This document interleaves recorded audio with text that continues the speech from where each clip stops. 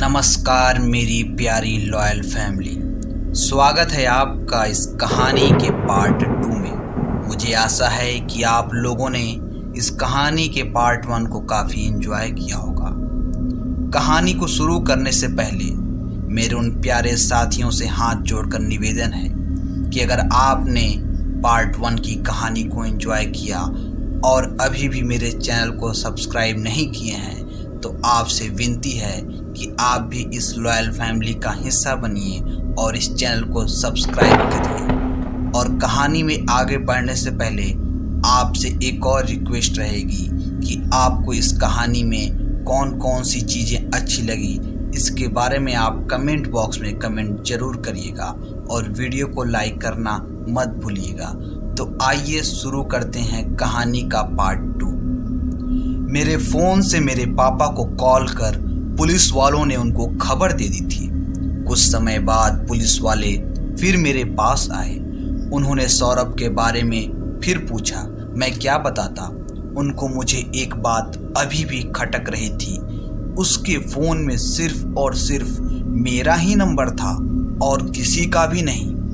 Inspector Mohan ने मुझसे पूछा, क्या आप इसे जानते हैं? यह आपका कौन था?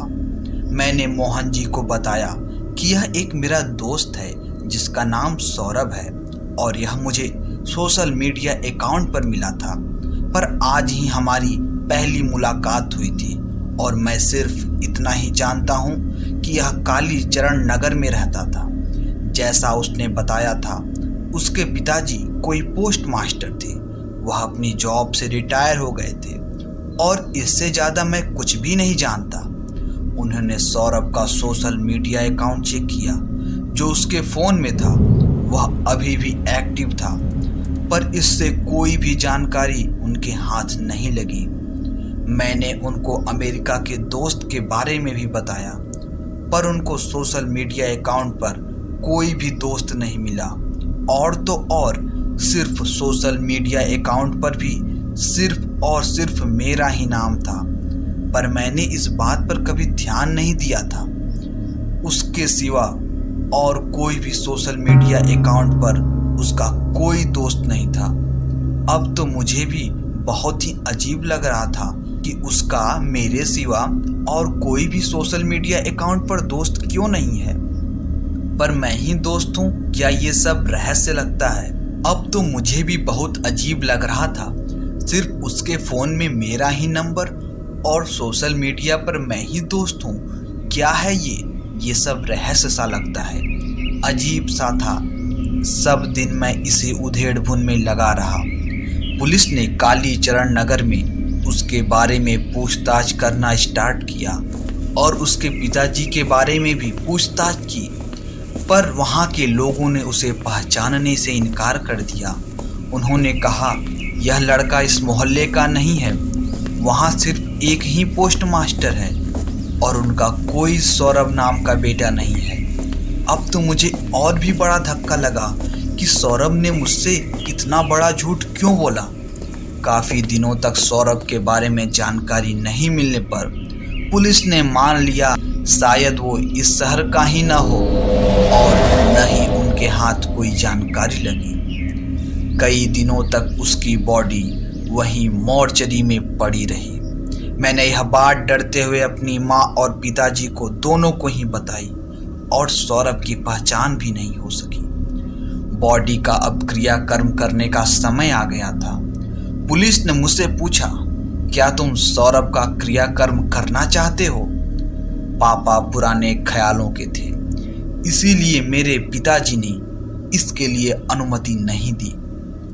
सौरभ का क्रियाकर्म एक लावारिस लाश की तरह कर दिया गया। मुझे इस बात का बहुत दुख हुआ कि सौरभ आखिर कौन था। मुझे इस बारे में कुछ भी नहीं पता लगेगा, ये एक रहस्य रह गया था। मैं उसके बारे में अक्सर सोचता, पर धीरे धीरे समय के साथ मैं उसको भूल जाने लगा और अपनी दिनचर्या में व्यस्त हो गया। मेरी जॉब एक स्कूल में लग गई और मैंने सौरभ नाम की किताब को दिल की गहराई में दफन कर दिया। इस घटना के 5 साल बाद मेरी मुलाकात रमेश सिंह से हुई। रमेश मेरे साथ काम करता था। वो एक अच्छा और सुंदर इंसान था। उसी स्कूल में बहुत दिनों से पढ़ा रही एक टीचर से मेरी मुलाकात होती है। वो टीचर अपनी आप बीती को सुनाती है और मैं बैठ कर के सुनने लगता हूँ। उसने कहा कि मैं और रमेश एक दूसरे को बहुत ही ज़्यादा चाहते थे और एक होना चाहते थे। हमारा यह फैसला घर वालों को पसंद था और परसों ही हम एक दूसरे से हमेशा के लिए शादी के बंधन में बंधने वाले थे। मैं आज अपने कमरे में बैठकर जिंदगी के कुछ बिताए पलों को याद कर रही थी। कुछ खट्टी मीठी यादें और नई जिंदगी के रंग बिरंगे सपने बुन रही थी। तभी मैं अपनी अलमारी को खोलकर अपनी पुरानी एल्बम देखने लगी। पुरानी एल्बम देखकर अपनी सहेलियां याद आने लगी। उनके साथ की मस्ती सब कुछ मुझे याद आने लगा। मैंने उन फोटो में अपनी पहनी वह सारी ही ड्रेस को अलमारी में ढूंढना शुरू कर दिया और कुछ ड्रेस आज जब पहनी तो मुझे टाइट भी थी। मैं मुस्कुराई, मैं मोटी हो गई। राजेश ठीक कहते हैं, मेरी मोटो ठीक नाम दिया है उन्होंने मुझे। मैं सब सोच के खुश हो रही थी। अचानक सारी ड्रेस के साथ मेरे हाथ एक और चीज लगी, जो थी वह पुरानी डायरी, भूरे रंग की, वही जो सौरभ से मिली थी। उस भयानक हादसे के बाद मैंने उस डायरी को भी नहीं पढ़ा था। पढ़ने का मन ही नहीं हुआ। जब भी मैं उस डायरी को देखती तो मुझे सौरभ की याद आ जाती। मैंने वो डायरी यूं ही उस अलमारी में रख दी। आज हिम्मत कर मैंने उस डायरी को पहली बार खोला। मेरे हाथ कांप रहे थे, दिल धड़क रहा था। मैंने हिम्मत की और उसे खोला। उस डायरी के पहले पन्ने पर मैं अपना नाम देखते ही चौंक गई, जिस पर लिखा था आई लव शिल्पा। एक छोटा सा दिल भी बना हुआ था और जिस पर लिखा था एस।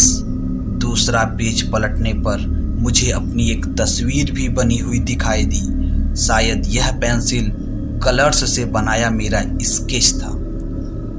यह वही तस्वीर थी जो मैंने अपने सोशल मीडिया अकाउंट पर सौरभ को भेजी थी। तीसरे पेज पर मेरी और सौरभ की एक दिल में तस्वीर बनी थी। आगे के पन्ने पलटे तो तब मैं अपने आप को रोने से नहीं रोक सकी। उस पर लिखा था, मैं तुमको बहुत कुछ बताना चाहता हूँ, शायद तुम्हें इन बातों पर यकीन नहीं होगा। मैंने तुमसे झूठ बोला था कि मेरा नाम सौरभ है। मेरा नाम सौरभ नहीं, मेरा नाम सतविंदर सिंह है और मैं पंजाब के एक छोटे से गांव से हूँ। तुम जानती हो कि तुम्हारे बारे में कैसे मुझे पता चला? शायद तुम्हें यकीन ना हो जो मैं बात बताऊं। मुझे तुम्हारे बारे में अजीब सपने आते थे, वरना बिहार में तुम रहती हो, मैं तुम्हें कैसे जान सकता था? बिहार की लड़की, पंजाब का लड़का, कोई रिलेशन नहीं, दोस्त नहीं, तब भी मैं तुमसे मिला। क्या कहोगी इसे? मैं खुद उन चीज़ों पर कभी विश्वास नहीं करता था जो मैं तुमको बताने जा रहा हूँ। तो कहानी यूँ है, मेरी विश्वास करो ना करो तुम्हारे ऊपर है। 2013 की बात है। मैं बीटेक 3rd ईयर का छात्र था। मैं एक नॉर्मल छात्र था, थोड़ा शरारत से भरा हुआ। मस्ती करना, पढ़ाई करना, यही था बस काम मेरा। यहाँ तक कि एक गर्लफ्रेंड भी थी। लाइफ बहुत अच्छी चल रही थी। एक दिन मैं और मेरे सारे दोस्तों ने एक पिकनिक पर जाने की सोची। मेरे सारे दोस्तों की गर्लफ्रेंड उनके साथ ही थी, पर मेरी गर्लफ्रेंड ने जाने से मना कर दिया था। शायद उसकी फैमिली आज्ञा नहीं देती थी इन सब के लिए। मैं अकेले ही गई। शाम हो चुकी थी और जब हम अपनी मंजिल पर पहुंचे थे तो हमने एक होटल बुक किया और सभी लोग अपने अपने कमरे में चले गए। बस मैं ही अकेला था अपने कमरे में। और रात में मेरी कॉफ़ी पीने की आदत थी, तो मैंने वेटर को कॉल करके कॉफ़ी मंगवाई। पर वेटर ने मना कर दिया, यह बोलकर कि सॉरी बहुत रात हो चुकी है। इसके बाद मैं अपने आप में व्यस्त हो गया। मैं अपने लैपटॉप के साथ बिजी था। मुझे मूवी देखने का शौक था, मैं वही देख रहा था। तभी मुझे लगा कि मेरे गेट पर किसी ने दस्तक दी है। मैंने गेट खोला तो वहाँ कोई भी नहीं था। मैंने सोचा कि शायद यह मेरा वहम होगा।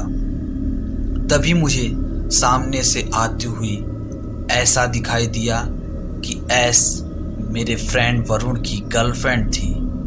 मैंने पूछा, ऐस तुम अकेले कैसे? ये वरुण कहाँ है?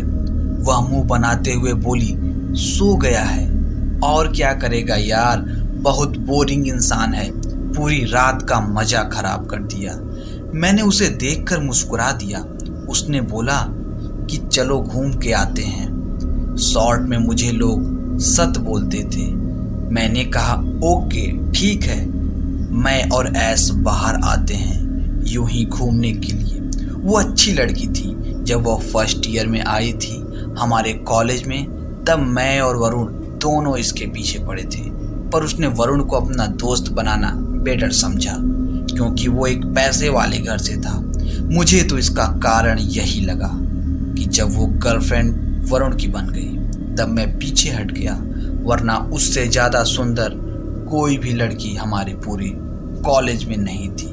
और धीरे धीरे हम रास्ते में जाने लगे। तो दोस्तों, ये थी इस कहानी का पार्ट 2। आशा करता हूँ कि अभी तक आप इस कहानी में बहुत इंजॉय किए होंगे। तो हम मिलते हैं नेक्स्ट वीडियो में पार्ट 3 के साथ कि इन दोनों के साथ उस रास्ते में क्या हुआ। मैं वीडियोज को ज़्यादा लंबी नहीं बनाता हूँ ताकि आपका भी कीमती समय बचा रहे और आप पर डे मेरे साथ ऐसी कहानियों में अपने आप को संलिप्त किए रहें। तो दोस्तों, आशा करता हूँ कि आपको ये कहानी बहुत पसंद आ रही होगी। तो मिलते हैं नेक्स्ट वीडियो में, लेकिन उससे पहले एक रिक्वेस्ट है कि वीडियो को लाइक और चैनल को सब्सक्राइब जरूर करिएगा और आप कमेंट बॉक्स में कमेंट करिएगा कि आप ये वीडियो कहाँ से देख रहे हैं। धन्यवाद।